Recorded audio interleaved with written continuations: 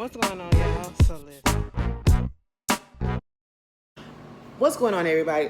We are back. We are back. We are back for another What It Is. I really hope I ain't on here too long, cause honestly, I really feel like it's not much to talk about, but it's some major topics to talk about, and it's probably one topic that I really don't want to talk about because it's just so divisive at this moment, and I just don't understand. But you guys, we are back. I hope everybody is doing well. I want to just say shout out to everybody that watched my weekend video for the concert or whatever. Y'all showed so much love, and I wasn't expecting that, and I just truly do appreciate it. But moving on from that, listen, before I get into this, I really just want to shout out some people because I am that type of person that just, when I feel appreciative, I get into these modes where I just really feel very much appreciative and just want to just be thankful and shout out people that I really like. And I always shout these people out. That's because I like them so much. My YouTube family on here. Shout out to Scotty by Nature TV. Scotty is really out here doing his thing, and I am so happy and so proud of him. Him and Jamar, their whole crew, JB, Terrence, all of them doing the panel and everything, getting that out there, making waves and winning awards and all that stuff. I love that for them. Who else? Shout out to Tammy Talks, okay? Tammy Talks, she's getting her channel up and she's progressing really well. And when I tell you, if you one of those people that watch me, you want different perspective on things. I know she does the Real Housewives. She also does like some of the Netflix shows. Like I know when Love Is Blind was out, she was doing Love Is Blind. I think she did The Ultimatum as well. And she, unlike me, who do like the whole season as a whole, one episode or one video, she reviews episode by episode, Also, she does Marry at First Sight. So I don't know if some of y'all watch that as well.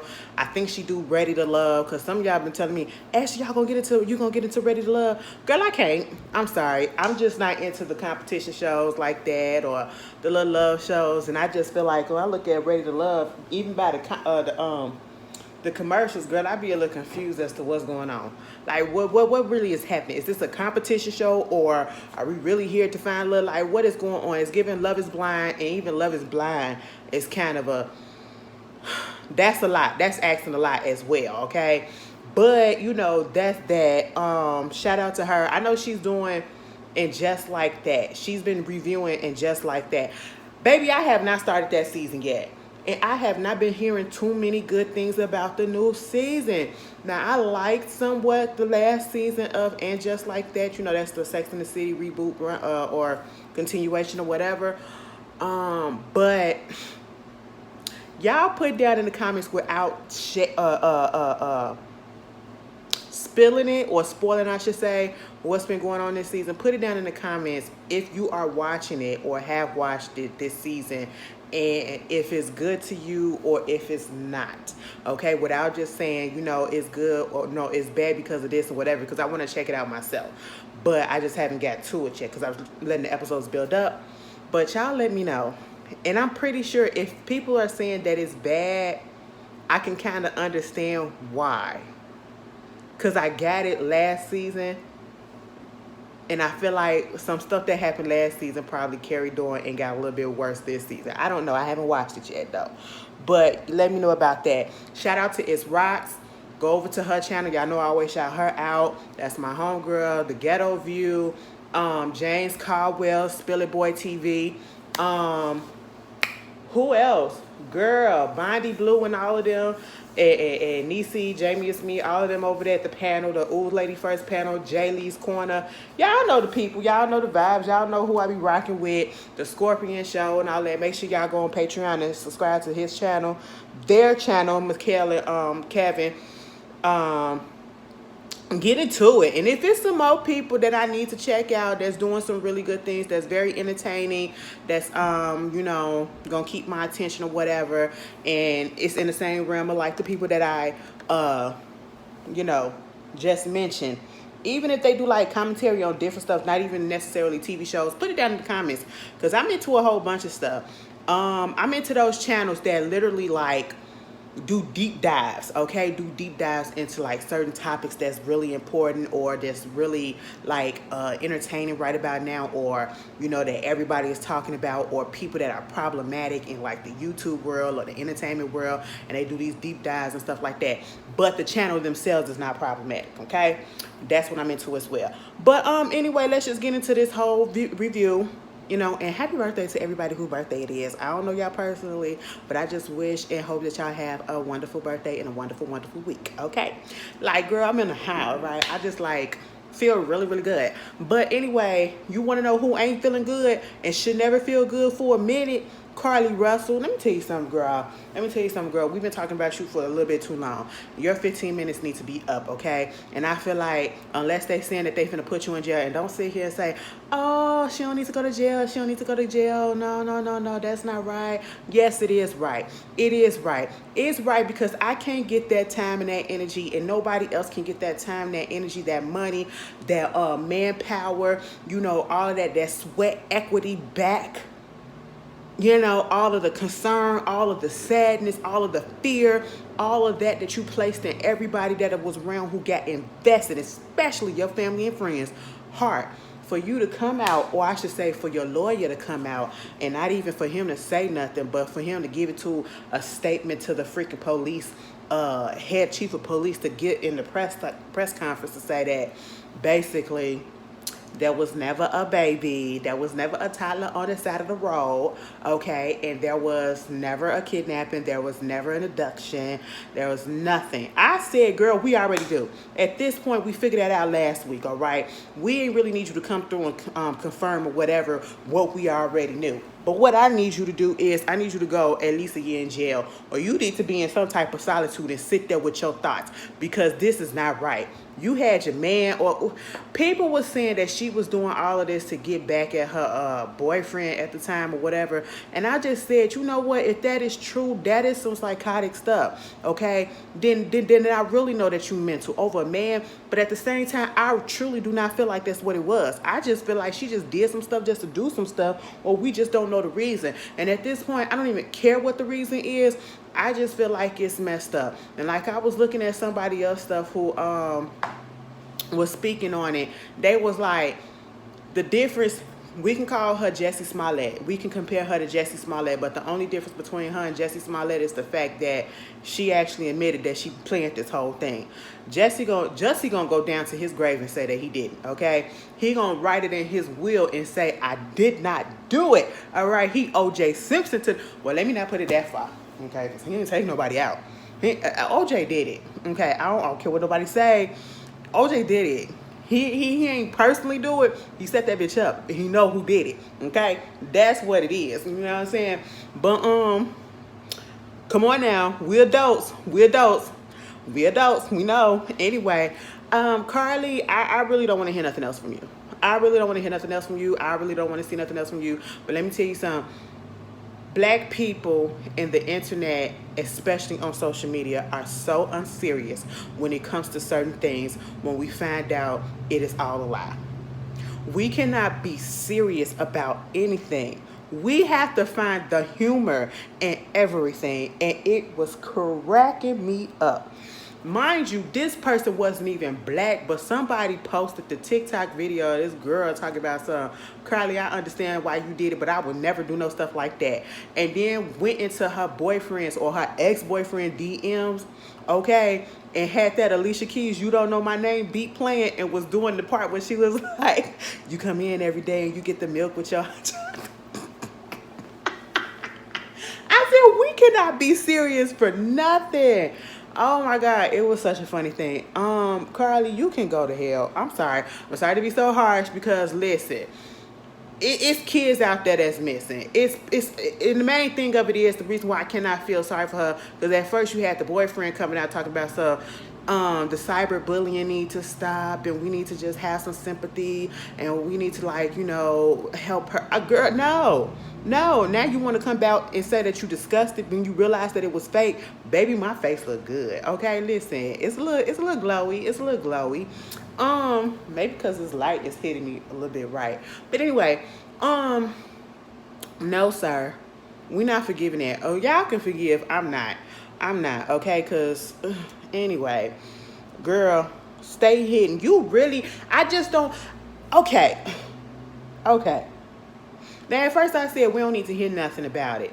And we don't need to know the reason. But now I'm thinking about it because I really want to understand now. Now I want to understand what was the reason that you did this, okay? What did you think was going to happen? Meaning, like, you was going to get found out and then your life is now in shambles. You got fired from your job. Oh, she was stealing from the job. I said, girl, when I found out, she worked at a spa. She got caught stealing a black robe and some toilet tissue. I said, now, girl, you can't even steal the small stuff right. Girl, oh my goodness. Like, really? And I just said, girl, yeah, she just, certain things ain't for certain people, okay? And I guess this ain't one of them. You know what I'm saying? You just really didn't think this through, because at the end of the day, what was the reason? Was it really for attention? Are you really thinking about any attention as good intentions, attention or whatever, whether it's bad, whether it's negative? What is it? I'm confused. Because now you're like, okay, ain't nobody, I don't see anything good happening to you for a while. Okay, because people are gonna remember that name. People are going to remember that name, especially if you stay down there in Alabama. And the fact that this got so worldwide, and it did get worldwide, because it was people in the comments last week that was saying we was over there in England and London and all this stuff or whatever praying for the girl. I said, child, what the But anyway, Carly, whatever. Moving on from that, we're going to have a little press circle. Going around, because we had, unfortunately, some deaths this week, and we also had some people that was hospitalized. Tony Bennett, famed pop vocalist, jazz singer, pop singer, musician. He was 96 years old.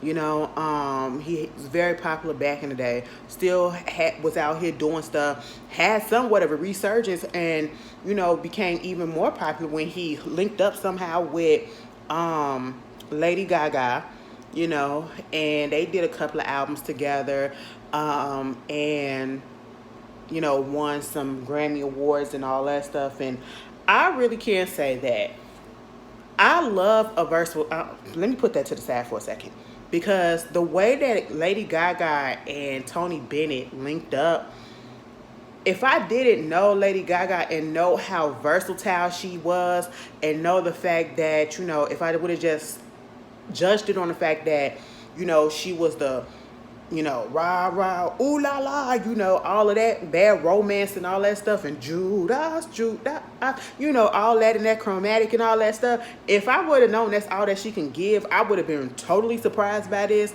But the pairing just works so well because, again, she's a versatile artist, and the fact that they just meshed and their relationship grew, it was almost like that was her father or her grandfather, you know what I'm saying? And the way that she cared for him and he cared for her. I guess they found out probably a couple of years ago that he was suffering from Alzheimer's. And so his health was declining anyway in that aspect. But, he passed away earlier this week, and he was 96 years old, I believe. So he lived a long life. He lived a long, fulfilling life. May he rest in peace.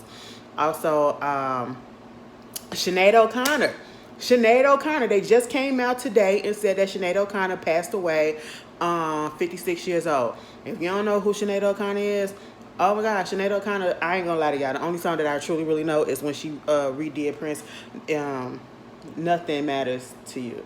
Wait a minute, what is it? Nothing Compares to You. Nothing compares.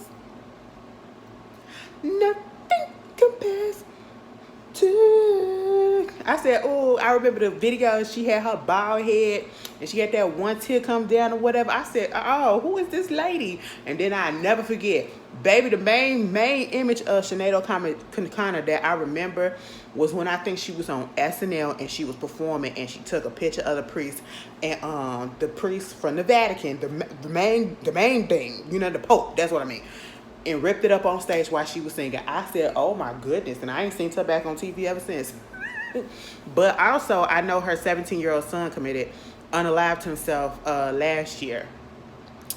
He was having some problems. He had went into the hospital because he tried to do that to himself already. And I think he got himself out or he just escaped or left. And then he wound up unaliving himself anyway. And I just really felt bad for her at that moment. And then to find out today that she passed away, I don't know. They haven't put out what she passed away from. I just know she was 56 years old. May she rest in peace. Like, I was talking about this back in the other day. Like, do y'all realize the music that came out back in the day? Some of y'all probably young, y'all know, because, you know, y'all don't want to look all the way back then.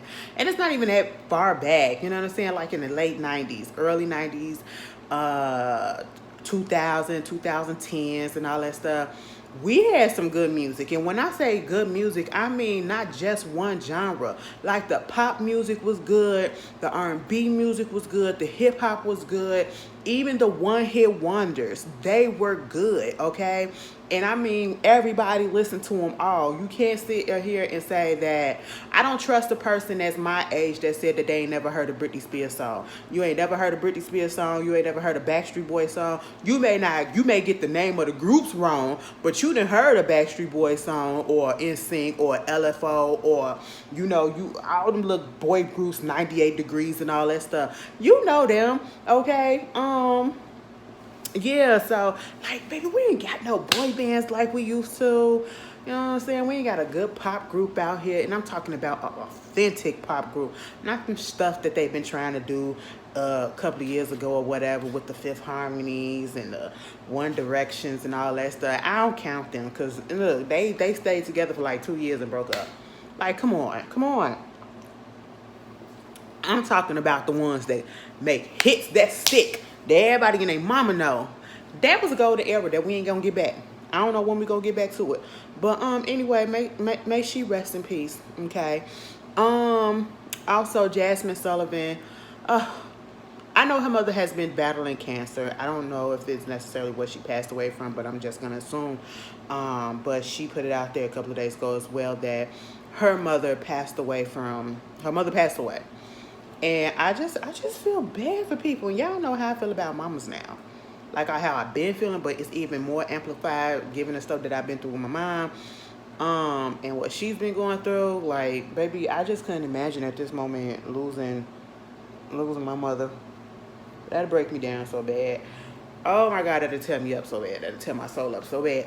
And I wouldn't even be able to pose. Oh, I wouldn't be able to do it. May she rest in peace, and I hope she got a lot of family around her, you know, protecting her and giving her strength. That is so sad. And I'm just glad these people's family and kids and mothers and parents was around to see them become who they are, you know. Also, we need to keep in our prayers LeBron James' son, Bronny James, okay? Bronny, you know, 18 years old, going to USC. He was at basketball practice earlier this weekend. He wound up having a cardiac arrest event. And so I don't know if it was something wrong with his underlying issue. They haven't put it out there because otherwise he was healthy. Now I'm going to say this because this pissed me off. And I'm so glad that when I was looking at Kevin and Mikhail on the Scorpion Show, Kevin actually mentioned this because I was going to say it as well, but it bothers me to my core these days that people cannot get sick.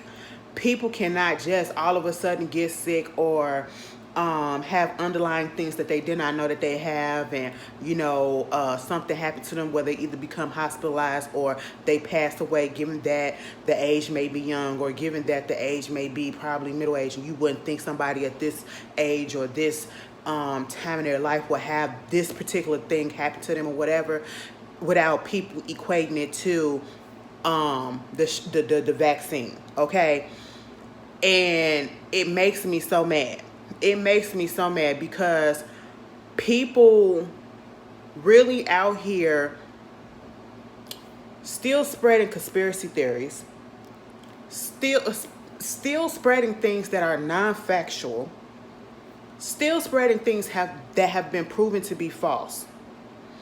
And I feel like it is so disrespectful to even assume that people got that. You know what I'm saying? You don't know if a person actually got a vaccine or not. You don't know if that's the case. Everything has nothing to do with a fucking vaccine. And I'm sorry to say it like that, but that's just what it is. And I feel like y'all just be doing stuff and y'all be getting on the bandwagon since y'all want to talk about, oh, I ain't getting on this band. You getting on that bandwagon, okay? Because you're not thinking for yourself when you coming up with the excuses as to why you don't believe in this or why you don't want that. It's fine if you didn't want to take it or whatever, but don't equate it and say, oh, see, this person got this because of this and this person got that because of this. No, that's not what it is, okay? And you honestly don't know what it is. Same thing that happened with Jamie Foxx. Jamie Foxx, we ain't know what was going on. You had people coming up on TV having discussions and putting out there that because he got the vaccine or whatever, this is what happened, and he can't walk and he paralyzed and he blind and all this stuff, and the man ain't none of that. Y'all always equating all this stuff to it like none of this stuff was happening pre-pandemic. Yes, it is shocking when we hear that someone as young as 18 years old is having cardiac issues. It is very shocking to this day. But let's not be dumb and try to equate everything to what happened with this vaccine and all this stuff or whatever, because it is not that. All right? That is not that, and you don't know. Making assumptions make you look stupid. It makes you look very disrespectful. Okay, you are putting all this out, and you think they family want to be hearing some dumb mess like that, especially when you don't know his medical history. You have no idea what was going on with that boy internally, and probably they didn't know either because they didn't get a full body workup. We don't know everything that's going on in our bodies, all right? Pre-pandemic, there have been kids and young adults who were having cardiac events, okay, who was dying suddenly, who were in sports doing the same thing. I literally went to school with someone who did that. They had a whole heart attack, passed out. We thought they were healthy as hell, passed out, and thank God they're okay, and it had nothing to do with no vaccine was around then. Literally. And I'm just like, you go back and you can look up, and Google is your friend. You can Google people who have had that. Yes, it's rare. Yes, it's shocking, but it has happened before. Okay? It has happened before. And the only thing, like, I was listening to Kevin and them, and he made a good point. Y'all only say this stuff when it happens to a celebrity. Y'all don't care about when it happens to a normal person. Y'all only bring attention to it when it happens to a celebrity, because y'all feel like that's how y'all gonna get y'all point across. And it's not working. Okay, so stop doing that conspiracy theory stuff and just say, you know what, we're gonna pray for you and thank God that you're okay. That's all you need to say. We don't need to go into details. We don't need to go into depths. We don't need to go into the assumptions unless the family come out, because it is very much possible that he could have possibly had an underlying health condition that they did not know. Same thing that happened to Shaq's son, and that was pre-pandemic as well. He had an underlying heart condition, and he had to get open heart surgery at one point, I think, so that he can be able to play basketball. So athletes are prone to a lot of stuff. Okay, because they're putting their bodies through a lot. They really are. So, let's just ease up off of that, because I don't like that being said. And if I see it in my comments, I will be deleting you and I will be blocking you. I don't like all of that mess. Okay, I really don't. We so many years past that. And Tori Kelly, baby, Tori Kelly was trying to get in touch with her 20% black side, right? And she was trying to come back over here and do her little thing, whatever, and get ready for her little EP to come out and her new song to come out. And next thing you know, I get a report saying that she in the hospital herself. Baby, one of my favorite, I remember when Tori Kelly used to do the covers of songs, and she used to make them her own, and she posted them on YouTube. The best or my favorite cover that she did was when she did Michael Jackson's Pretty Young Thing, and she was playing that acoustic guitar, right? She was playing the guitar, and it was the way that she, the ending of it, and the little run that she did, and she made it high, and then she trailed it off. Oh my God, it was just everything. It was just everything. I love me some Tori Kelly. I love her voice. I love everything. And I was looking forward and still looking forward to the new music and everything that's coming out. And next thing you know, we get a report saying that she went out to dinner with her friends, and all of a sudden they said that her heart started racing real fast, and she just started feeling funny, and then she passed out. She collapsed in a restaurant. They wanted to call 911 to get the ambulance to come there, and they wanted to take her to Cedars-Sinai. You know, that's the like hospital to the celebrities, or I guess that's the best hospital out there in LA. But we know that that's the hospital that all the celebrities go to. And so they didn't even wait for the ambulance. They just went on ahead and picked her up, put her in the car, and they sped through and drove her there. I think she was in ICU at one point. I think she was still unconscious, but I think she's conscious now. I think she's somewhat stable, but I don't know if she's out of the woods completely. They found out that she had a whole bunch of blood clots in her body, in her legs, in her lungs, and around her organs. Wow. Okay. And I'm just sitting here like, that is so scary. Talk about something that can be a silent killer: stress and blood clots. Because you could be so stressed out that you take yourself out and you don't even know it. And blood clots can happen to anybody at any time, no matter what age, what race, what size, your health condition. You can be the most healthiest person in the world, and then all of a sudden a blood clot come through and it travels. You get a deep vein thrombosis. That's when it happens in your leg, and then it travels on up, and then, you know, it gets to your heart. That's fucked up. Get out of here. It gets into your lungs. You can't breathe right. Oh, I'm gonna tell you the signs, because girl, Ashley be knowing. I be checking my body all the time. Okay, your legs, this is what you do. Make sure you stay hydrated, for one. That's why I keep on telling y'all that. If you feel a cramp in your leg that will not go away, and it is extremely painful, and it is warm back there in your leg, especially in your calf, and it's like discolored, get to the doctor. Get to the hospital right away.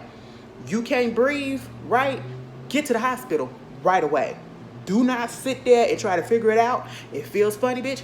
Get to the hospital right away. Okay? I'm just letting you know. But hopefully she will be all right. Moving on from that,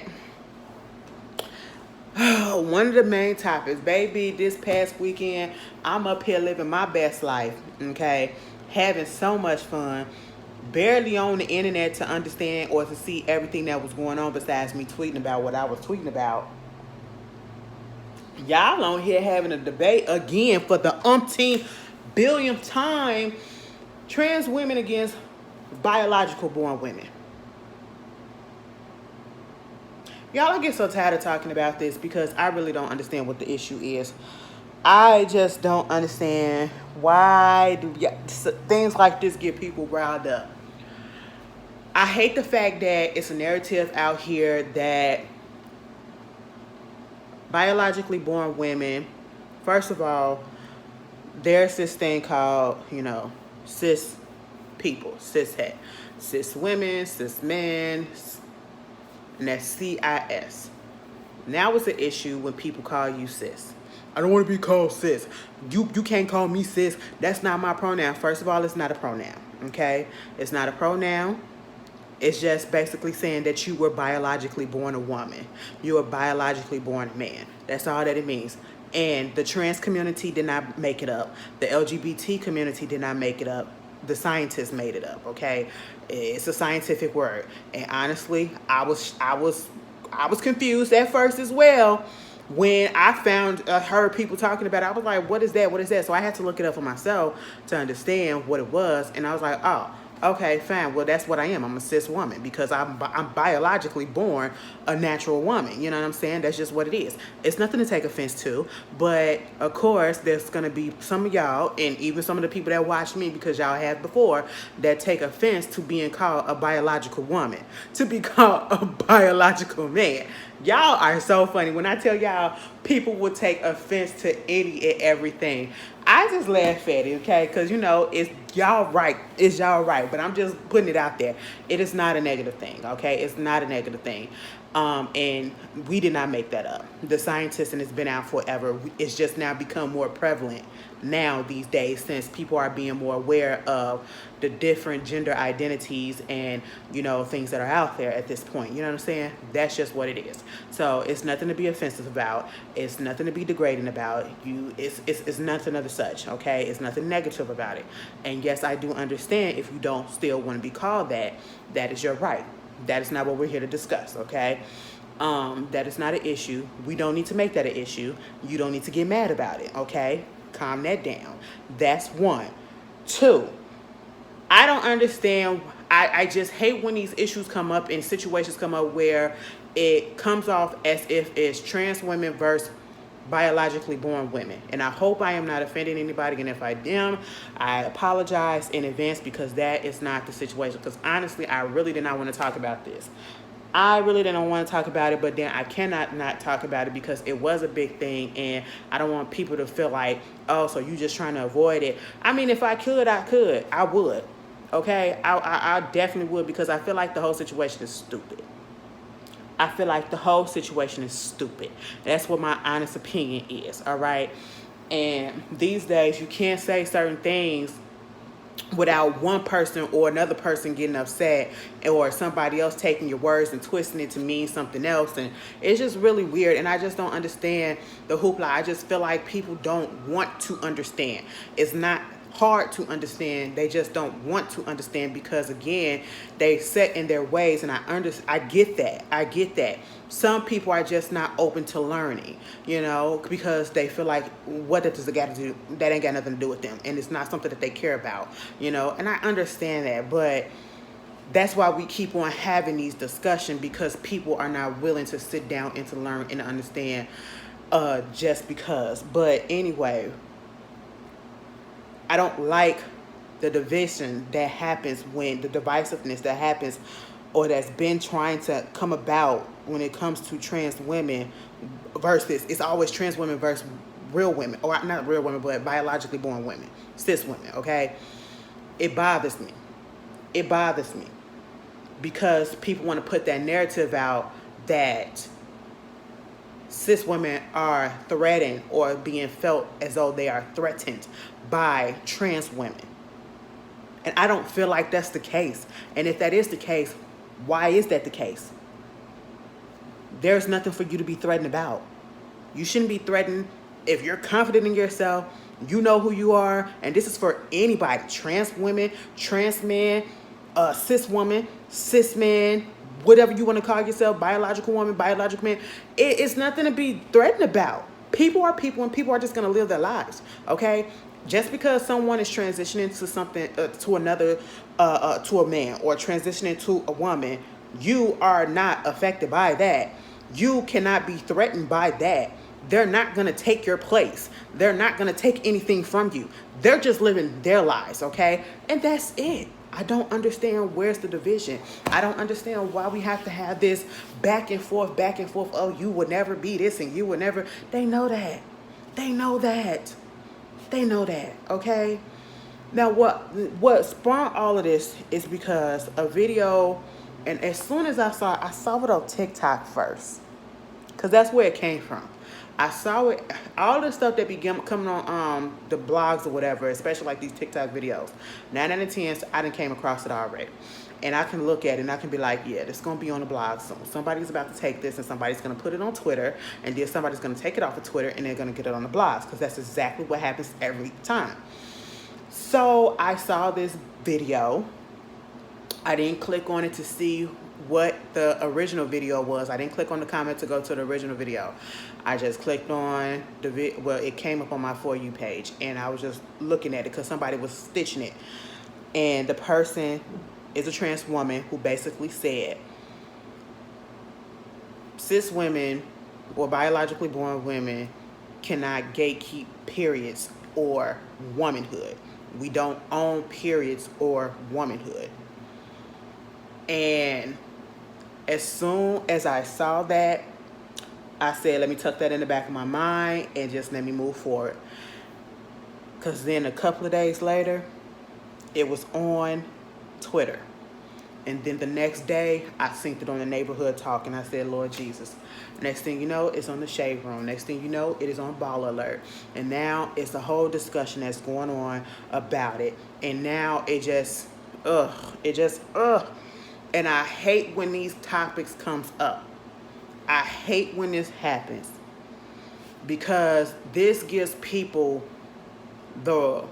they feel in their mind the right to be transphobic or homophobic, depending on what the topic is, okay? And you can disagree with someone or somebody about a certain subject or whatever, or a certain topic without being phobic, okay? Without throwing any type of phobic language, phobic stereotype, phobic ideologies in there. You can do that without being nasty and ignorant like that, you know? And it just bothered me because I just knew as soon as this got on the blogs, this was going to open it up for people and their transphobia to come about. And that is exactly what happened. Do I wish it was said? No, I don't.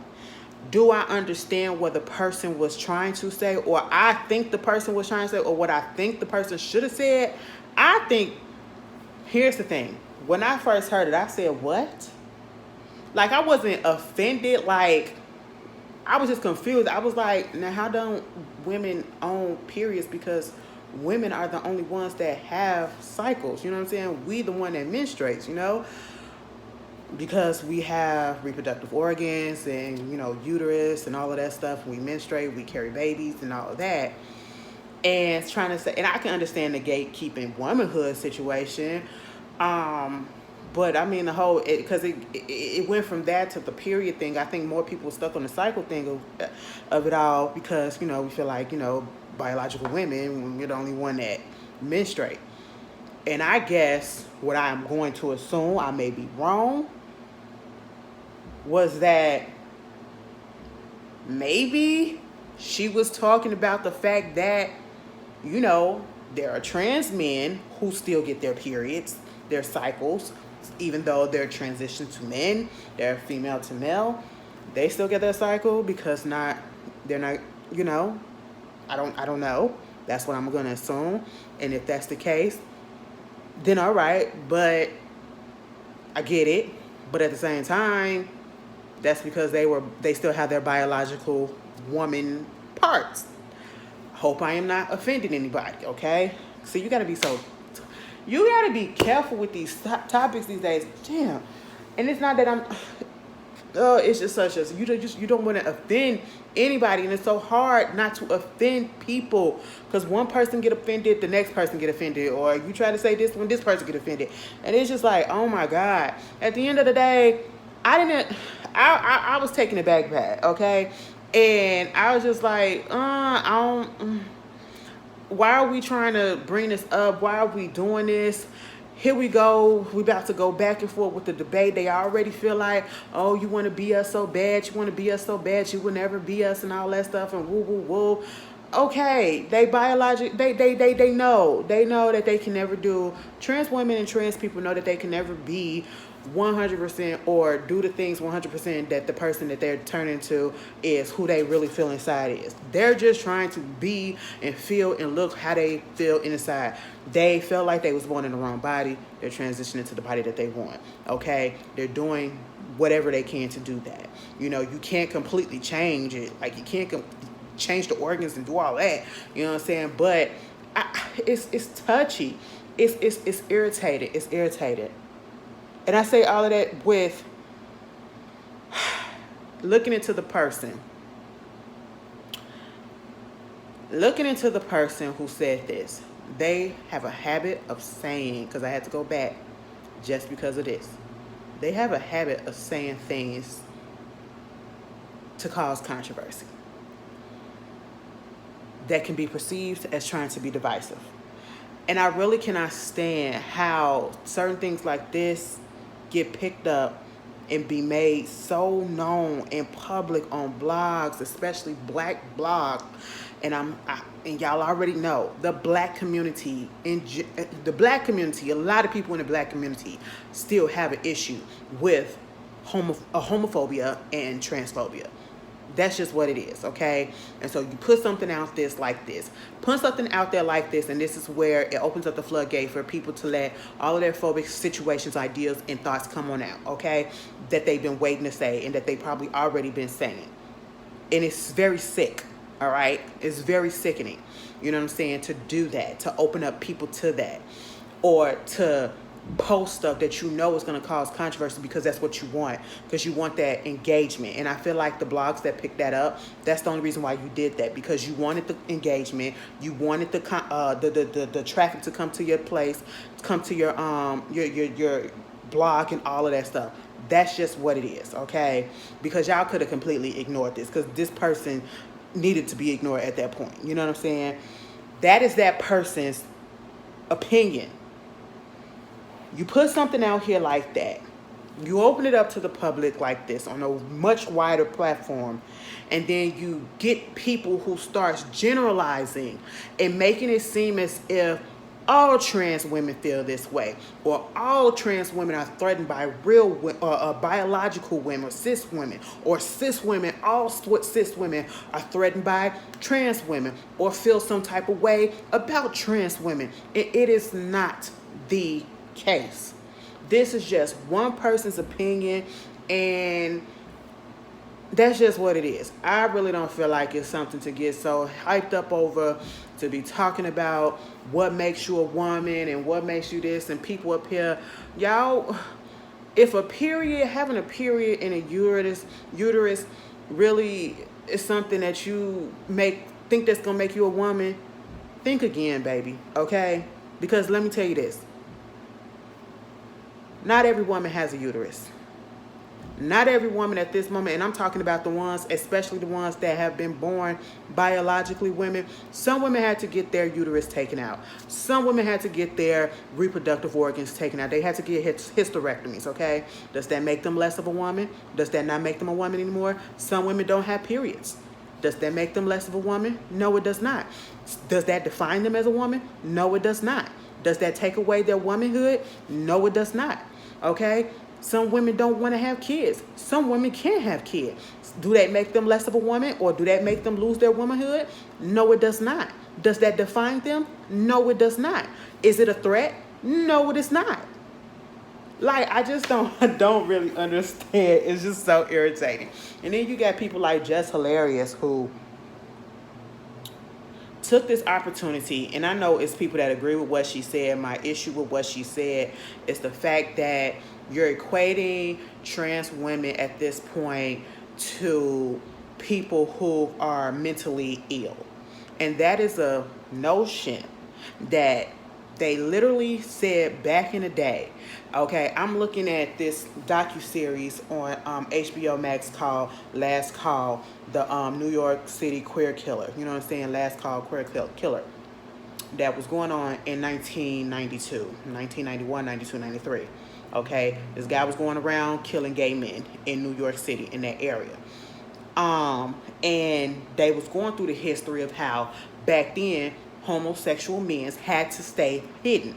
And then they go back a little bit further, like in the 60s and stuff, and how even the 50s and all that stuff, how they used to make it seem as though they equated a person who identified themselves as gay, or lesbian, or trans, as someone who was suffering from a mental illness, someone who was sick. And we know in reality these days, they're not sick. They're not mental.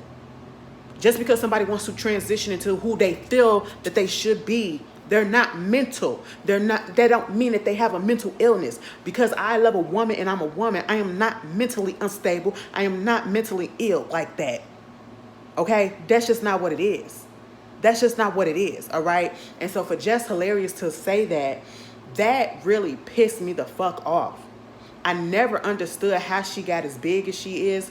I never understood because she's not funny and she's just as problematic and disgusting of a human being, okay? And people want to, I don't understand why y'all want to pull up her past and all this stuff. What they got to do with this? Because the bitch is problematic and the bitch be saying all this nasty stuff about people all the time. The time when she got the Sheik man tried to get him kicked off the airplane because she thought he was a Muslim. Did she apologize for that? No. She's been very fucking problematic. And she doesn't care, and people allow her to get away with it. And this is what I was talking about when I said you can disagree in a way that you don't have to display phobic behavior. She didn't have to put that stuff out there. I would have been fine with you just simply said, no, I don't agree with that. And this whole who's going to stand up for us women. Baby, people been standing up for us all the time. We stand up for ourselves. We stand up for each other. I don't see what the threat is. Quit putting it out there like it's the fucking threat. It is not a threat. We are not threatened, okay? I'm very much secure. And the way in hell for to be threatened by the next person. I don't care who you are, all right? Unless you that insecure in your body, into yourself, into who you are, why are you allowing yourself to feel threatened or to feel like your spot or whatever is about to be taken from by somebody else who's just trying to live their life? Because if that's the case, you threatened by the next woman? You insecure about the next woman? Like, come on. It just irritates me. And then, you know, it's just waking all this stuff up. And we don't need that at this time. We don't need that at this time. You got trans women out here getting killed. You got trans men out here getting killed. You got black women out here getting killed and nobody saying anything. It's just... Black, this is what we worried about. Y'all, it's like stupid. Fuck, bitch, y'all want my, I don't want this shit. Okay, y'all want a cycle or whatever, talking about cycles and shit. Girl, half of us don't even want this bitch. All right, somebody gonna tell me. Talk about some, I don't know. First of all, I don't even know who she is. She was up in my DMs and gonna say something, damn, I really liked you. I really loved you or whatever, your videos or something like that. On Instagram because I had put up a post like I said while I was up in Beyonce land, y'all was up here arguing about periods and stuff. Hell, I don't even want mine. You can have it. Take this way, and ain't no way in hell you should let somebody make you feel threatened. I guess she was offended by that, and she talking about you would give this comments to somebody that don't even want to be a woman. When the fuck did I ever say didn't want to be a woman? I love being a woman. I just don't like the periods. I don't like the periods because of the simple fact that I have heavy cramps. Okay, them cramps be kicking my ass before and after the cycle comes on. Sometimes the shit, it be a couple of days where the shit just be heavy. Okay, it be so, oh my God, it just takes me out. It depletes me of fucking energy. I already have low iron as it is, and then it just takes me completely down. Also, I have PCOS. Baby, if I can eliminate that and still be in the body that I am now, I am 100% fine with that. Okay? Just because I said that does not mean that I don't want to be a woman. I love being a woman, okay? Bitch, I love my titty, all that stuff, okay? What are you talking about? I said, it is okay. And first of all, I'm like, I don't even know who you are. So you can go. I just blocked them. I don't argue back and forth. And I know it's going to be some people that's going to disagree and all that stuff on this, but it is what it is. And that's your opinion, but this is mine, and I'm not mad at your opinion. Everybody is not here and going to accept everything, but we don't have to be, my whole thing is we don't have to be disrespectful. We don't have to be using this opportunity to be transphobic. I didn't necessarily like what was originally said by the person. I was like, why are we putting this out here, okay? The way that you put it out, without going a little bit deeper to clarify some of the things, okay? Because it was very broad. It was very, very broad. And I need us to stop generalizing, okay? Please just stop generalizing. No matter what topic it is, no matter what we're talking about or who we're talking about, stop generalizing people and groups and putting everybody together and making it seem as if everybody in this group feel this way, or everybody of this person or this gender or this situation feel this or whatever, because that's not it. Just because one person says one thing, that's how they feel. That ain't necessarily how everybody and their mama feel. You know what I'm saying? That ain't how you feel. That ain't probably how I feel. Or if it is, you don't know. Okay? Like, I'm sitting here right now and my stomach is cramping and I am over it. Why is it doing that? Bitch. Okay? Like, can we just stop? Can we just stop? All right.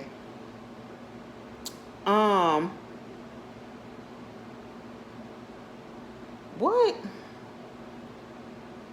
Who the hell is this?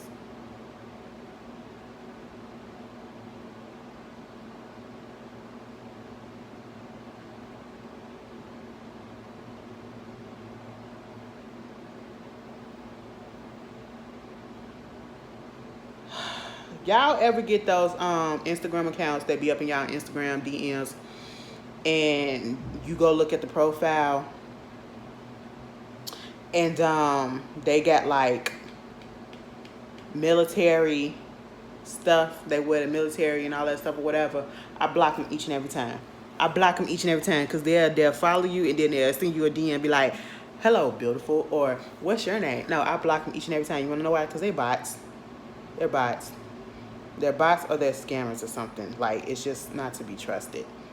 See? I just block one now. And then it's a white one too, an old white man at that. Baby, you ain't finna get me. You ain't finna get me. Anyway, moving on from that. And please, I'm sorry. Can we just be respectful in the comments? I know at this moment, like, you know, and I spent too much time on it, and it's because I wanted to make sure I made myself somewhat clear, or I try to cover all sides in each base. But can we just be respectful on this topic? I understand some people are not going to agree. I get it. But can we just be respectful and not use this as a moment to show our nasty side? You know what I'm saying? Please. Moving on from that, Jamie Foxx did make a video. Speaking of, Jamie Foxx came out with a video and he was basically saying how, you know, he's doing better. He still got a road ahead of him. He's back out there working. He wanted to show appreciation and thanks for everybody who, you know, prayed for him and who was looking out for him and his family, who, you know, kept his illness and his situation under wraps and didn't let it get out. Because he just didn't want us as the public to see him the way that he was, because apparently he really was in a bad way. Okay, and I believe that. I don't know what happened to him, and at this point, I don't even care what happened to him. I'm just glad that he is doing better. I am glad he is on the road to recovery. And it is the fact that people, you know, finding fault and finding something to talk about by looking at the video, because he do look a little bit different. And, you know, I'm like, of course he's going to look different given the fact that he's literally been sick. So he's trying to get back to himself. All right. Let's just be glad that he's okay. Okay. Let's just be glad he's okay. So Soulja Boy, a jury, I don't know, I think it was his ex-girlfriend who basically said that he was doing some domestic violence stuff against her, and I think she sued him, and a jury just awarded her $235,900 in punitive damages in a civil trial. And basically what this breakdown for, they said they found him liable for an alleged assault against his ex-girlfriend Kayla Myers, and she had sued him in 2019 for bashing her head with a gun at his house at a party, right? She was awarded a total of $472,000, and the breakdown was $236,000 in damages and another $236,000 in punitive damages. The punitive damages are awarded to punish a defendant for bad conduct. Basically, he owed that lady a whole bunch of money, right? And now he want to say he broke. He basically saying that, you know, the only thing that he really got is a car collection that he owns. He doesn't own his home. He's just renting it. And he only got like $11,000 in, you know, jury or whatever. And He ain't really got no money. He was like, he had shows and stuff lined up or whatever at one point, but when the pandemic came through, that basically cut his income because the shows got canceled and all that. He not really in demand the way that he was back in the day, so he not making no money, so he basically can't afford that. My whole thing is, if you know that this got to be a story, okay? We have got to, I want to see a documentary. I want to see somebody get on here. And if I probably had the time and the energy to go and do all of that research, just to do a deep dive about the industry, about how these celebrities in all industries basically be out here false flagging what they have. And when I say false flagging, I mean living as if, putting out this image that they got it all, but they really don't. Living above their means, trying to keep up with the Joneses, trying to keep up with this image of prosperity or whatever that they have, like they're rich, uber rich, and that they own this and they own that, when in reality they're just renting it for the moment. And I just want people to be honest, okay? I'm probably one of the few that feel as though if an entertainer or whoever is out there that is being 100% honest and real about their lifestyle and just not trying to keep up with what to make it seem like they got more than what they have, I feel as though they probably would get further. You know, people will respect them a little bit more. But unfortunately, we do live in a society where you do have to, you feel pressured, I guess, to keep up with a person who got this big house, so now you got to get a big house. Oh, this person got this many cars, now I got to go get one more car more than them, or this money and jewelry and all this stuff, so now I got to get more. Half these rappers, majority of these rappers out here with these jewelries and stuff, cubic zirconia. Them names ain't real diamonds or whatever, rhinestones and stuff. That's what it is, you know. And you out here knowing that you ain't got the money to be paying for mess ups, but you up here messing up. So it's where I really don't feel sorry for you. And he even said, you know, when he was young, he got all that money and he was spending it as soon as he got it. And that's the thing. These kids, they get this money, they get a whole bunch of money after not having it and don't know how to budget, don't know how to do their finances, don't know how to do nothing. Plus, they said he owed like $1 million or whatever in taxes. Child, y'all in these taxes, baby. I had to put Monday. Was it Monday? Nope, it was Tuesday. It was yesterday. I gave the IRS $1,000. Bitch. Girl, I said it just don't feel right. It don't feel right. It don't seem right, but I did it. Okay, I ain't want to have to, but I went on ahead and did it because I ain't trying to you know, you I'm finna garnish your wages and all that stuff. Girl, please, I ain't got time for that. Moving on from that, Dwight Howard, you know, he did a interview, whatever, trying to talk about the fact that, you know, what people were saying about him being a deadbeat daddy. At the end of the day, Dwight, I'm honestly going to believe Royce over you at this point, because she has not changed her story ever since she was on Basketball Wives. And she has not been on Basketball Wives in years. And she relayed some more stuff when she came out the last time she came out, after that video of you and your son that you now want to be in his life, you know, doing stuff or whatever, the exercising and all that. He also facing a lawsuit of alleged sexual battery from some guy, basically saying that he tried to force this guy to Howard performed non-consensual oral sex on him, gave him head, and forced him to give him head. And he put out some text message, alleged text message. And I was just like, at first I was thinking the text messages that I thought was Dwight, I thought they were the other person because they were tame. But the ones that was like, oh, let me see that meat. I want to see your meat. That was Dwight allegedly saying that. I said, You know what? And it is sad because ever since Dwight Howard came out into the NBA, I was about to say NBA industry. NBA, it's always been a rumor about his sexuality. And, you know, truth be told, I just hate, and see, this is another thing. I really just hate that we live in a society where, you know, it's so hyper masculine and you have to live in fear. You have to stay in a closet. You can't be who you want to be. You can't be who you already are. You have to hide that.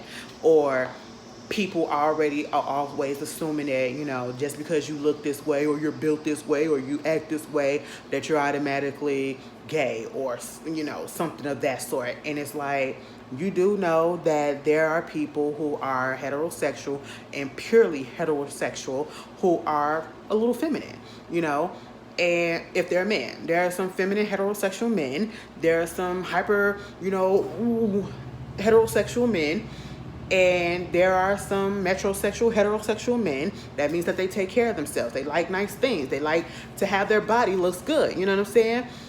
Just like there are big gay men and feminine gay men. Just it's all, and it don't mean nothing. Just let people be who they are so they can stop hiding. But we can't do that. It's a shame in 2023 we still can't do that in certain industries. Because people won't respect you, unfortunately, and it's sickening. It's disgusting that that attitude is still out there. And you want to know who else is disgusting? Aaron Hernandez. Y'all remember Aaron Hernandez, the football player that was out here killing folks and wound up taking himself out in jail? Yeah.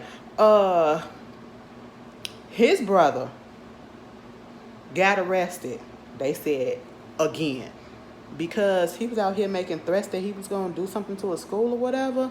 I said, excuse me? And I said, now, whoa, that's a big jump. That is a big leap. I said, now, how do we get from point A to point Z that fast? All right, what happened in between that? They said that the older brother of Aaron Hernandez was arrested after concerns he raised that he was allegedly planning to do a school pop. According to TMZ, you know, according to the Bristol Police Department documents, Dennis Hernandez displayed signs of being gravely disabled and a danger to society. In July, he several people had came forward and said that he had been acting erratically, and he sent one text allegedly reading, "We taking lives if this ish isn't paid up. It's been years in planning, just taking notes, names, and location." A woman claiming to be his ex also told the cops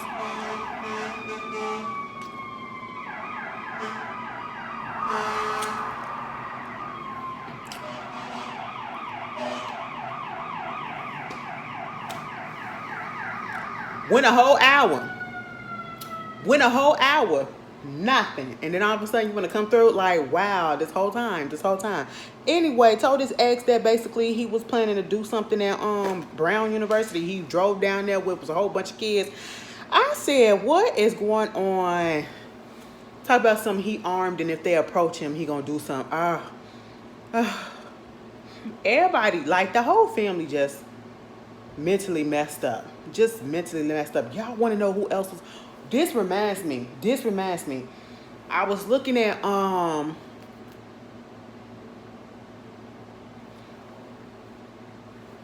HBO Max. They have a series called Hollywood Fame. Well, when Fame Kills or something like that.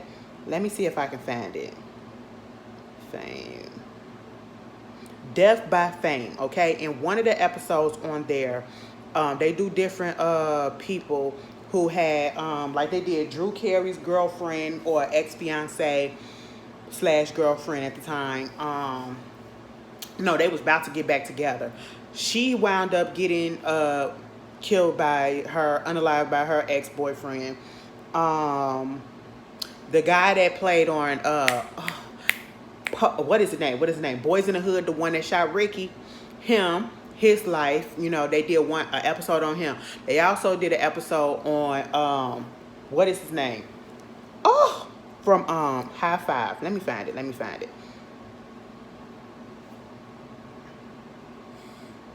See, sometimes I be doing this stuff and it just be popping up out ooh, excuse me. That was nasty. Boys in the Hood. For the love of drama, behind the scenes. Oh, they did that one on that girl that got killed by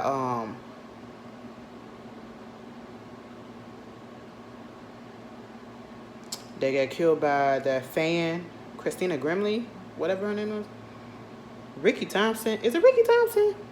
Anyway, one of the dudes from High Five, his brother, his older brother, got married to a woman, was whooping her ass, wound up killing her, and he wound up going to jail.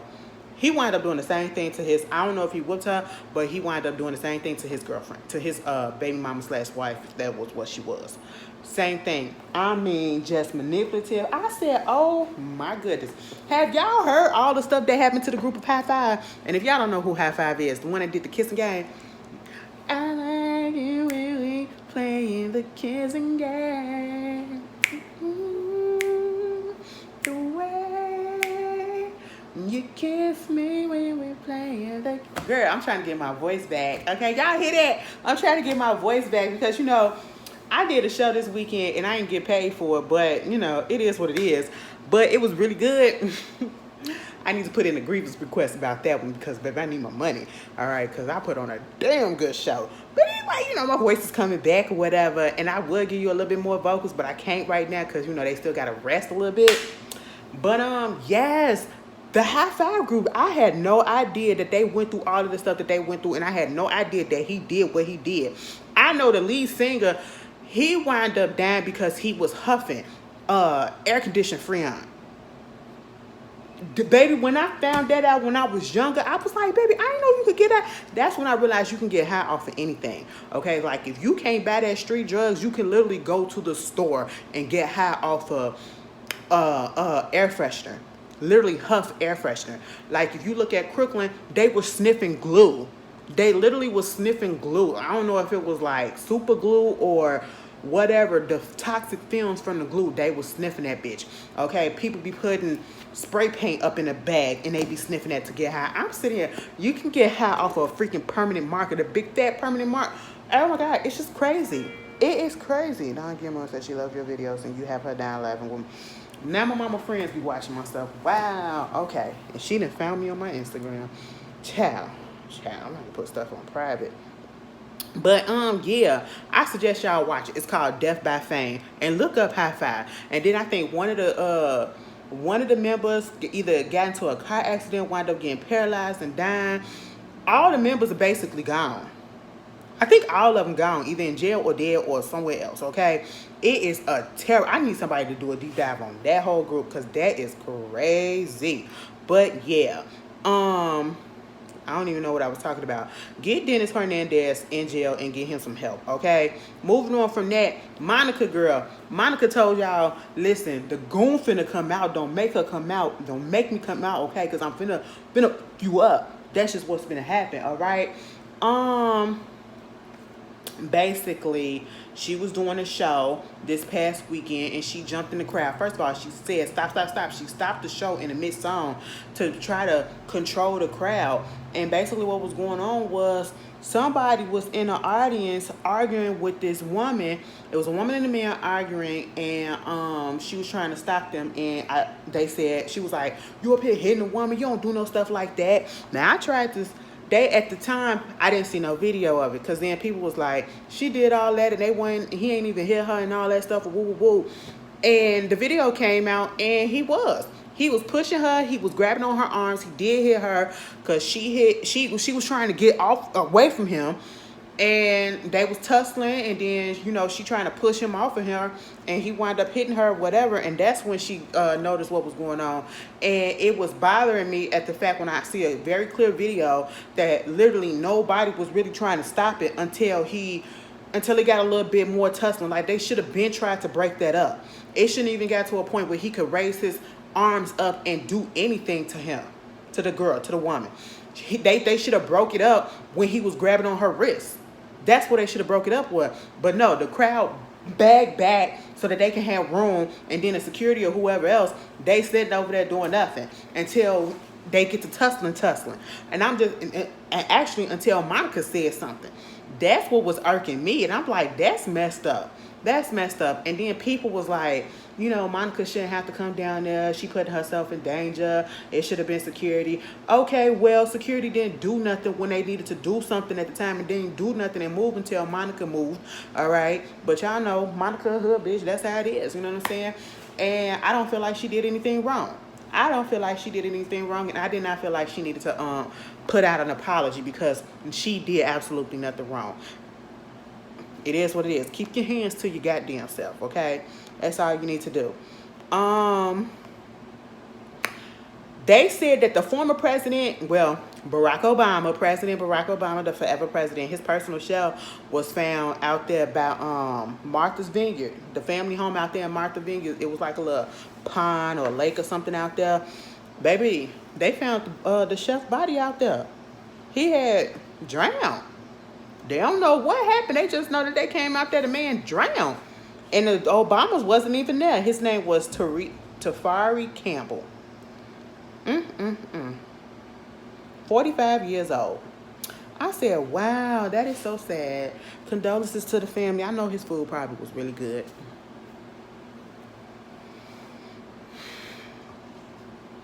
I'm dead serious. That is a loss.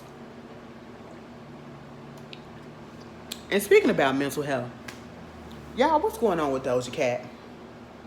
Do y'all think she is spiraling, or do y'all think that she really just done with the industry and she just trying to get out of it? Or, you know, she, like I said, just fed up?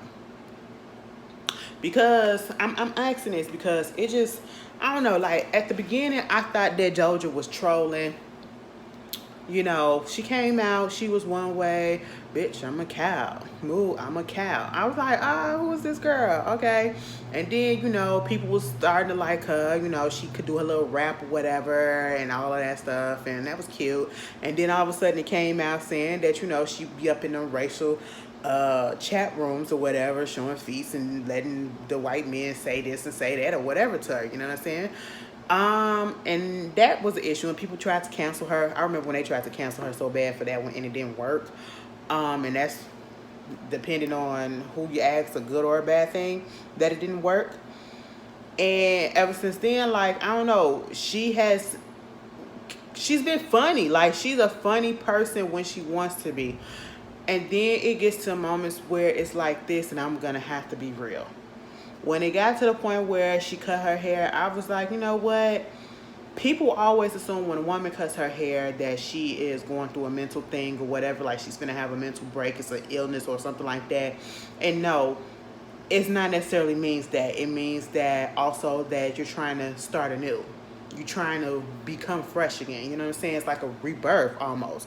Getting rid of all that negative energy that's stored up in your hair and your follicles or whatever, and starting over again. But with Doja, that's what I thought it was. I'm going to just leave it like that at first. Now it's just like, I don't get it. I don't get why people, especially in this day and age, who have seen how celebrities are, how fame is, how the industry is, how fans are, especially this day and age. Why do you become or seek to become famous, or if you accidentally become famous, I don't know. Why do you seek to become famous, and then when you get that amount of fame, you become so disrespectful to the people that put you in that position, your fans? All right? Yes, we understand that there are fans that do the absolute most. We understand that there are fans that are extremely fanatic, and it's just like really scary. But it's fans that's actually sane and really just support you because they support you, because they like you as a person and they don't want nothing from you. You know what I'm saying? I don't like it when people start talking so nasty to people. Granted, I get that you in a particular status or whatever, and you may feel a certain way, and everybody has their moments where they're fed up, and that's understandable because we are human. But to get online and to constantly be cursing out your fans and to say, just because they say I love you, I don't even know y'all to say that or whatever. And the whole thing about don't be calling yourself kittens or whatever, because I don't have no fans that do no stuff like that. That's dumb as hell. And if you do some stuff like that, you need to put your phone down and take your ass outside. And I don't even give a fuck about y'all and woo woo woo. And I don't like my music and I don't like this and all this stuff. It's just really negative at this point. And then, you know, you getting upset at the fact that people are telling you about the new man that you with, who has had accusations of, accusations and allegations of grooming and sexual assault and being racist and other things of that such and homophobics, you know what I'm saying?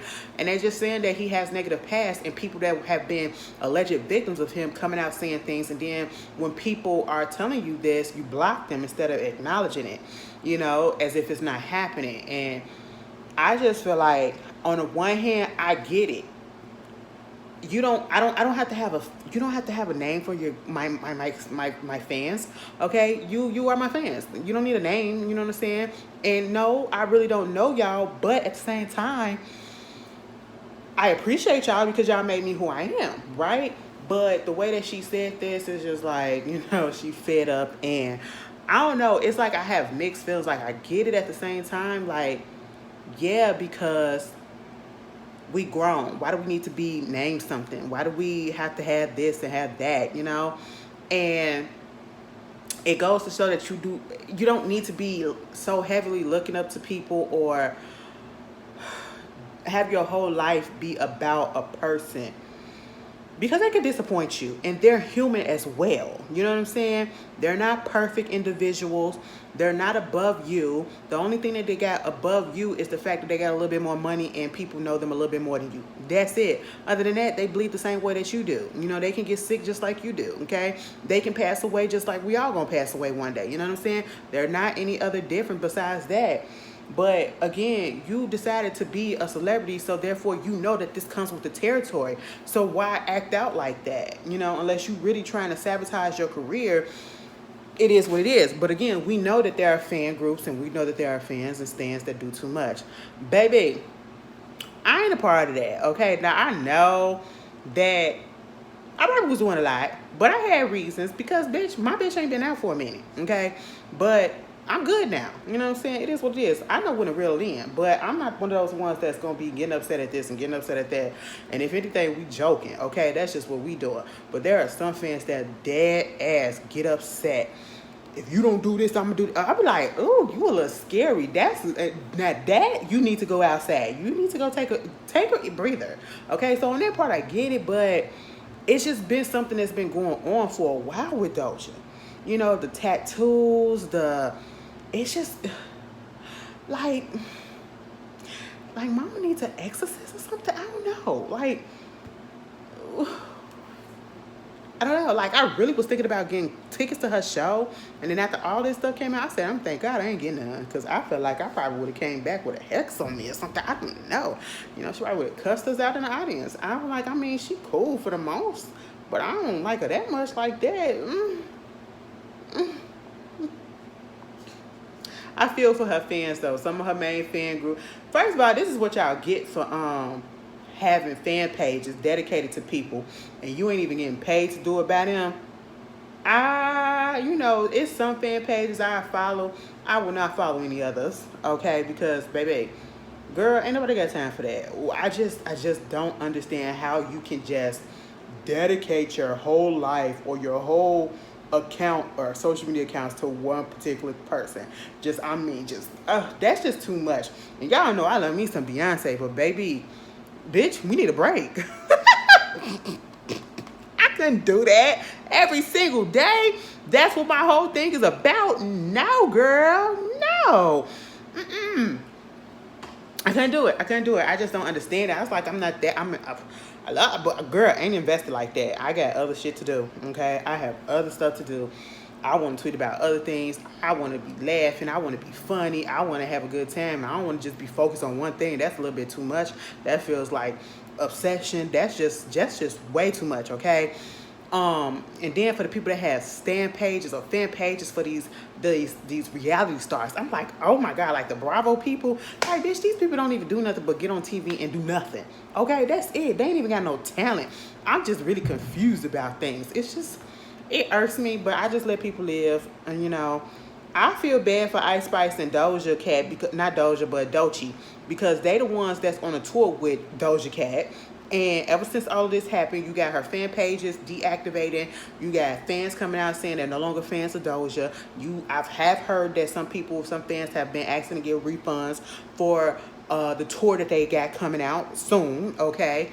And I just feel bad literally for Ice Spice and Dolce because this can affect them as well, you know, because they're going to be on the tour with her. And it's unfortunate. And I understand that, you know, these celebrities are human. They need a break. You know what I'm saying? And maybe that's what she needs. She just needs to go off and be by herself and deactivate and just come back when she's refreshed. Even cancel the tour if she needs to, because obviously something is going on, and I'm gonna need her to get that in control, because you can't just keep on snapping off and pushing people away. Y'all heard about the whole thing that happened at Florida A&M University when they suspended all the football related activities because a rapper filmed a rap video up in there in the locker room or whatever. And this is because they had the FAMU gear and logo and all that stuff up in there, and that's against the policy. And so now these football players who are there on scholarships and stuff, since everything is suspended right now, their scholarship and their place there is in jeopardy. I said, who bright idea was this? Who bright idea was this? And on the one hand, also, I feel like that's a little strict. That's a little strict, but I get it. But I feel like the kids shouldn't be penalized for this. I really feel like the kids shouldn't be penalized for it. That's kind of messed up. Also, condolences to Quad. Her 3-year-old cousin, or no, niece, Ari, I think her name was Ariana, she passed away. She actually drowned in her pool. I don't think she was at the home at the time. They said it was 2 other guys that was at the house. They were outside, but then they went inside. They ordered some pizza, went upstairs to eat the food or whatever and to watch TV. Next thing you know, they come outside and they see something that they look like. They thought it was like a little doll or a little dog or whatever laying in the pool. And it was the little girl. She had drowned in the pool.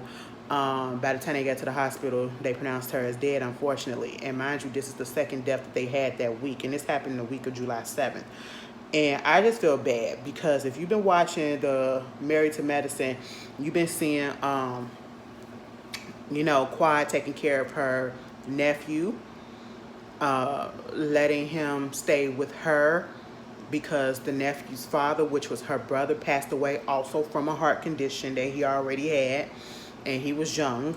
So she was helping the mother raise the baby. And she loved that boy. She loved that little boy so much. And then this was the little girl. Remember when it came out saying that, you know, she adopted a baby or whatever or something like that? She didn't really adopt the baby. It was just her niece, you know what I'm saying, that she was going to help take care of. Her and her mother was helping taking care of. And the little girl was out there for a month's vacation and unfortunately lost her life. And I know that, I wouldn't want that on me. I wouldn't want that on me. Oh my God, I feel so bad. I don't care how you feel about Quad.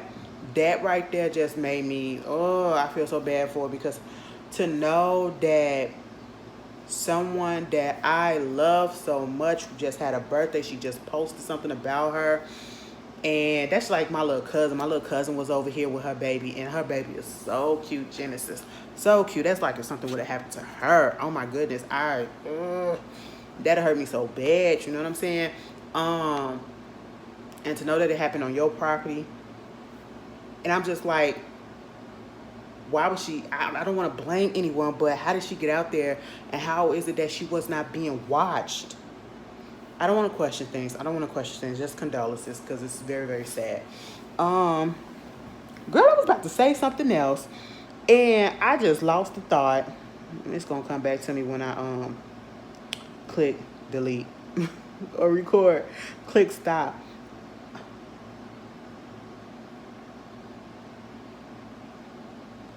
Jamie Foxx freestyling. Baby, they said Carly Russell's attorney meet with police chief to discuss possible charges. Could be facing a $6,000 fine.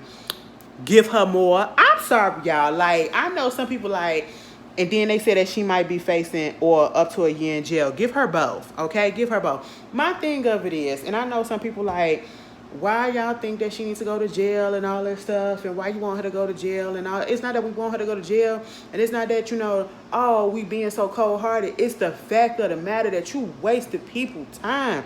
You wasted resources. I feel like, you know, you really played people and you need something to happen to you. You need something to happen to you. If they was going to give Jussie Smollett jail time, bitch, they need to give her jail time too. Okay? Jussie Smollett did get jail time, but, you know, they messed that thing up to get his ass out of there. I said, darn. And it's not like we rooting for jail or whatever, because, no, we don't want people to go to jail when they don't need to go to jail. But sometimes, like, what? Because you could give a person to be like, oh, get her therapy, maybe put her in a mental hospital, spend some time there, and then she comes back out, and what does she do it again? And they said once she was mentally coherent, but that don't mean nothing. That don't mean that she didn't have an episode or anything. You know, like, I'm trying to be sympathetic. It's just that I'm mad. You know, I'm just like, you had the world really just paying attention, like, for once in a very long time, and I think that's just what it is with me. For once in a very long time that I can actually remember that the media literally picked up on this real quick. It didn't take a couple of weeks. It didn't take a couple of months. It didn't take a couple of years. They picked up on it real quick. And you know they don't do that for black folks, especially black women. So, you know, I was shocked by that how quick it came on, and then to find out, oh, you bitch. I'm sorry. y'all can't tell me y'all don't feel the same. Y'all don't feel the same. Anyway. But you guys tell me how y'all feel, and I will see you guys later. I really had something else that I wanted to say to y'all, and I just can't remember. I wanted to talk to y'all about something. Oh, that's what I was going to say. That ain't what I was going to say, but I knew that's what I forgot, because I know somebody going to ask. The Nene Leakes interview with Carlos Kings, first of all, I'm going to be real with y'all. That interview gave me absolutely nothing. And it ain't me hating, because y'all actually know, I actually do like Nene, but I'm one of those people, as y'all already know, and as I always say, I can like you, but I can call you out on your mess. That doesn't mean that I stand and will like everything that you do. The way that Nene has rolled in a lot of occasions, I just really wasn't here for.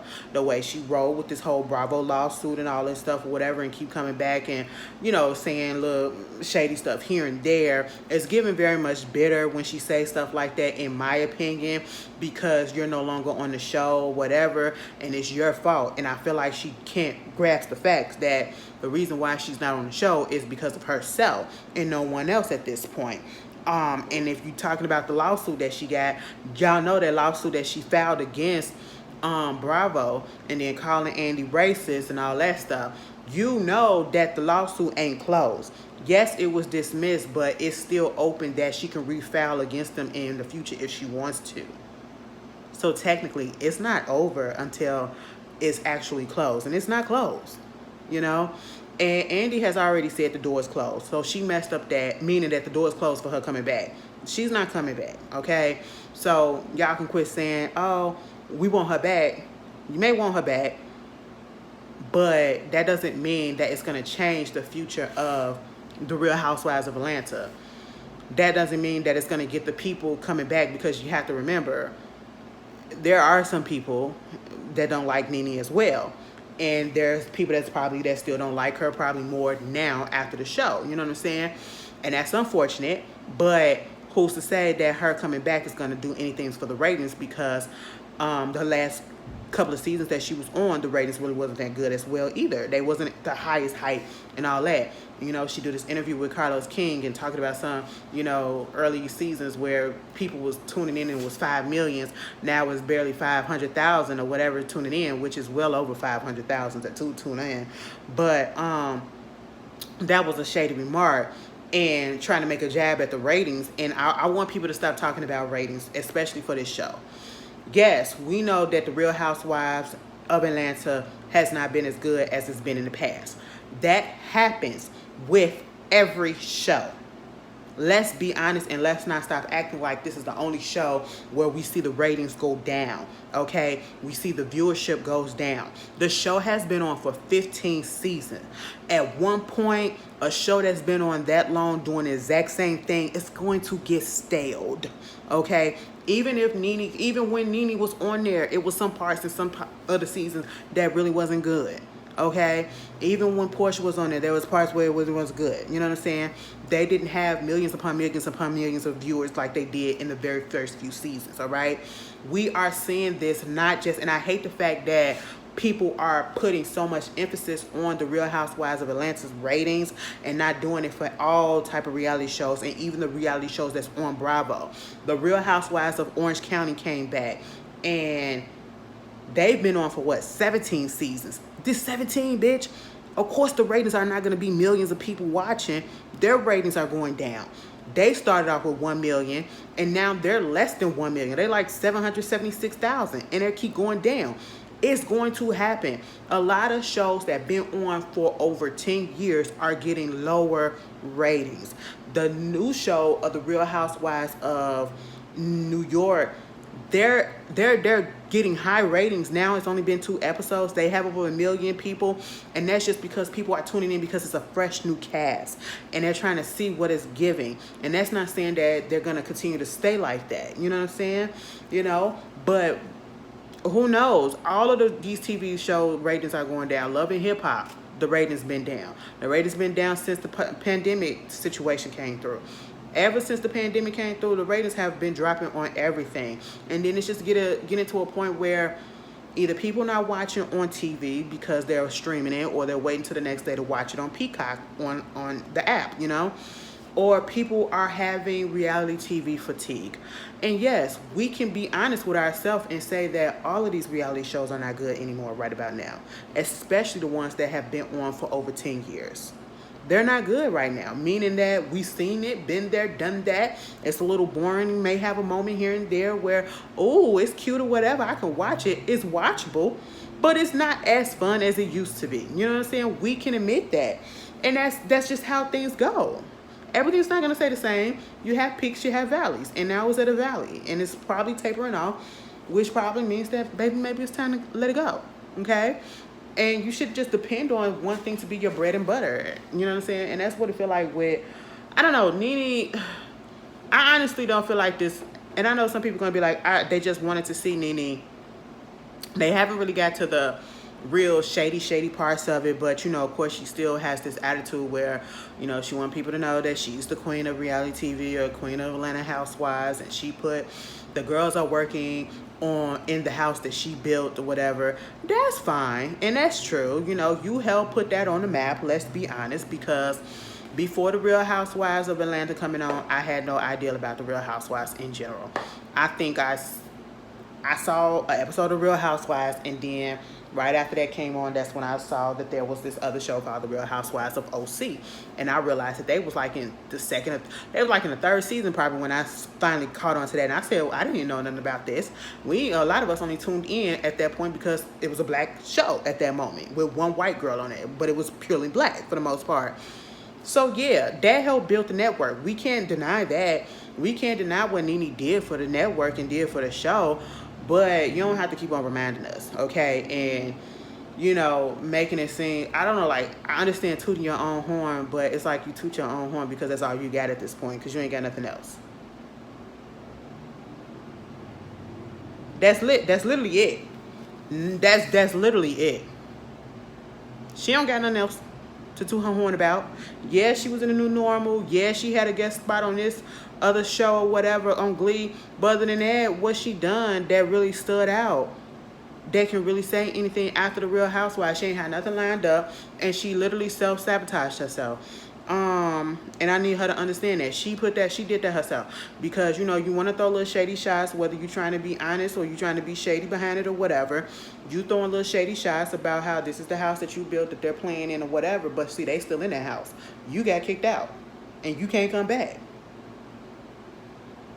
And then it got so bad for you that, I don't know, like, you fucked yourself so bad to the point where ain't nobody picking you up. There should have been no reason that Nene, who is as funny as she is, who is literally TV gold, and we cannot deny that. Mama is funny, and Mama is quick-witted, because when she was sitting there, she said, because I am her and they are they, and that's why. You know what I'm saying?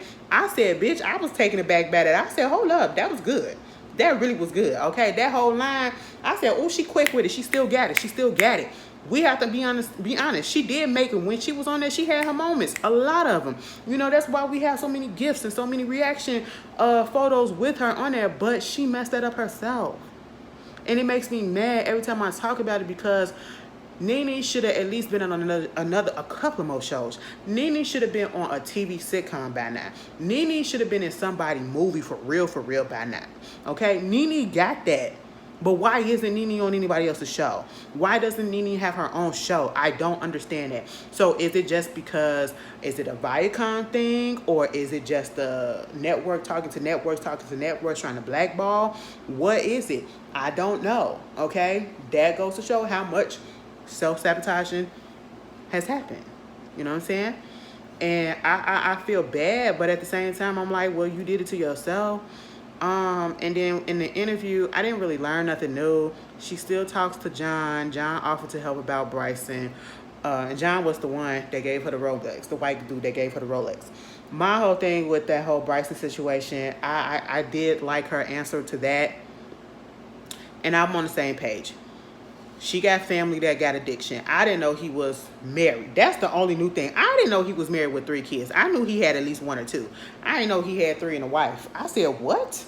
But he has an addiction problem. And she tried to get him help. And like she said, she comes to learn that, you know, you can't force somebody to get help. They have to want that help. They have to be ready for that help. And they have to ask for that help. And he's not at that point yet, you know. And she's not going to give up on her son. But, you know, she don't know what else she can do on her own right now. It's up to him. He's a grown man. She's not responsible for that at this moment. And that's true. Okay. What else would I learn? That, of course, she really wasn't making much on the beginning when they first got in. They probably didn't start making money until like the 3rd season, I believe, that she said, which is how TV goes. Y'all get onto these reality TV shows or whatever, and y'all think that they're going to be making good money off the bat. Nope. And that's why I just don't understand why, like, shows like Love and Hip Hop or yeah, those reality shows like Love and Hip Hop Atlanta, Love and Hip Hop Hollywood, Love and Hip Hop Miami and New York. Y'all was not making money to be doing all of this mess that y'all was doing in the beginning. Y'all weren't making enough money to do. Baby, you gonna have to pay me more than $10,000 a whole season. Okay? She said they was making $10,000 that whole first season. I said $10,000 the whole season. The whole season? And then $5,000 for the fucking reunion. I said, you gotta be shitting me. That made me so bad. I said, what? Baby, if they was getting paid that, how much the people on Love and Hip Hop, I know they was getting paid. They get paid crumbs, baby. They get paid crumbs to show their ass. And for what? For what? Scraps, okay? Because don't nobody care. Anyway, she said her and Cynthia, they did not know each other before the show like that. They became friends, got on the show. She don't want to fuck. She don't mess with Cynthia no more. They not friends. She can't be friends with her because she feel like Cynthia snaked her behind the scene, tried to get off the show and some other stuff that she was doing or whatever, according to Nene. I don't know if I necessarily believe the whole thing, but at the same time, Nene, you done the same thing to her, and you did that on screen. So, hey, you know, it is what it is. You know, everybody ain't meant to be friends forever. You know, so that's just that. She said Kenya came onto the show and added a negative dynamic to it. And, you know, it kind of got weird when things start to change when there were alliances, there were fake storylines and people coming on with fake boyfriends and stuff. And I was like, you know what? You got a point.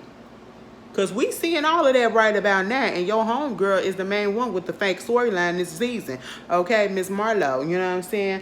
But, you know, facts are facts. Now, when Kenya first came on, I didn't even know. I can't even remember back then because, you know, I just never think about Kenya and Phaedra being cool. I always thought they had that issue between it. It's always been a... You know, I can only think of the time where they were not cool over the Apollo situation and all that stuff, you know. And then, when she said to think about fake boyfriends and just letting people come on and be them and not putting up this fake storyline and making it seem like they got a partner and they really don't, like, I instantly went to Kenya. I'm sorry, because y'all remember when Kenya first came on there with Walter. Ain't no way in hell. Even been looking at the men that Kenya had been with since Walter. None of them looked like Walter. None of them gave them the vibes like Walter. And it was just like, we knew it was fake because we're like, Kenya, what are you doing with this person? We knew it was a renegade. You could not say anything else about that. You can't say otherwise. Because if you try, you're lying. You're lying. I said, who is this man, Kenya? This is not, he looked more like your daddy than your goddamn. You cannot tell me you are fucking that man. All right, like, stop playing. Stop playing. Other than that, ain't nothing else happened. Like, I mean, I didn't really learn nothing. And it just felt like I didn't heard all of this before. Maybe a couple of new things, but other than that, for an hour and a half, I didn't really, and it's not me being shady, this is my honest opinion. I just really wasn't like, oh my God, like what? I wasn't really like that. And you want to know what it is? I also was annoyed. I was annoyed because Carlos is just, he is annoying as hell. And y'all notice how every time he talk about his man, he always say, my African, my African, my African. Am I the only one who feel very cringy every time he says that and feel as though the way he says it is in a way like he's like fetishizing African men? It's like a fetish to him to say Africa. Like he want to be known. He want to let it be known that he got an African. Because at one point, that was the trend down there in Atlanta for the girls to be messing around with an African man. First, we heard about Portia. Then we heard about Kenya. Then now we see that Nene was with her man. We saw Shamia got married to her man. We see Portia got married to her man. And now we hear Carlos all of a sudden want to say, my African, my African, my African. It's like he want to be in the know. He want to be in the in crowd with the girls. And it's just really irritating. Like, he is so loud. I am so sorry, y'all. Because I know, and then they going to do a part 2. And you know what bothers me about Carlos? I understand that he does commentary now, and it's a side hustle. I don't have a problem with that. But to be so negative and to talk about people ratings or whatever, when you don't talk about the ratings on your actual shows that you have, when it came to that, 5 million to 500,000 now, and the thing's just crumbling. That is exactly what's going on with Carlos' show, Love and Marriage Huntsville. Let's be real, okay? Because when Love and Marriage Huntsville came on, that first season, people was getting acquainted. By the second, third, and fourth season, by the second and third season, a whole bunch of people was watching. It either got to 1 million views or it got to a little bit under. It was a lot of people watching because it was fresh. People liked it. It was authentic at the beginning. Nowadays, it can't even crack 500,000 people to look. This last season has been the worst season in the viewers since you up here talking about other people viewers on other shows and don't have nothing to do with it being on and that being on Bravo. Like I said, every reality show is decreasing, but also the quantity, or I should say the quality, is decreasing as well because we think that, been there, heard it, and we need something fresh and new. And there is nothing fresh and new. Everything is recycled, and it is boring at this point. And Love and Marriage Huntsville is extremely boring to a certain extent. Now they trying to shake it up with what's going to happen when it comes back from the mid-season, but this particular season, it has yet to crack 500,000 views. The last time I seen it was under 300,000. When it used to be damn near 1 million, if not more, people that was watching. Okay? So yeah, there's that. But y'all tell me how y'all feel. Y'all tell me how y'all felt about the interview. Do you feel like it was necessary? I really did want to see. I ain't, and don't make it seem like I'm hating on Nene or whatever. It's just the honest truth, because I still like Nene, because Nene will forever make me laugh. And I still to this day, I want to see her on shows. I don't understand how come Ryan Murphy couldn't put her up in American Horror Story. I mean, you put her on The New Normal, you put her on Glee. You could have put her on American Horror Story. Hell, you could still put her on American Horror Story this season. But I mean, they're doing a writer's strike right about now and an actor's strike, so who knows. Put her on the next season. There is no reason why. I feel like Nene still should have. If you're not going to come on Bravo, fine. Let's end the chapter with Bravo and let's go do something else. And I feel as though if Nene would have been able to pick up another show and gotten her own show on another network or whatever, she wouldn't be caring about these housewives stuff. She would have been like, don't talk to me about that. I don't care about that. Let's talk about this. And that's why she keep talking about that or getting interviews with and answering the questions when people ask her about it. because what else is there to ask about? Anyway, y'all tell me how y'all feel. Oh, this is a long... Bitch, I be talking too fucking much. Anyway, I tell y'all this. Y'all have a good weekend. And y'all stay warm. I was about to say stay warm. I'm trying to take y'all out. Stay cool, okay? And drink your water. And I will see y'all later.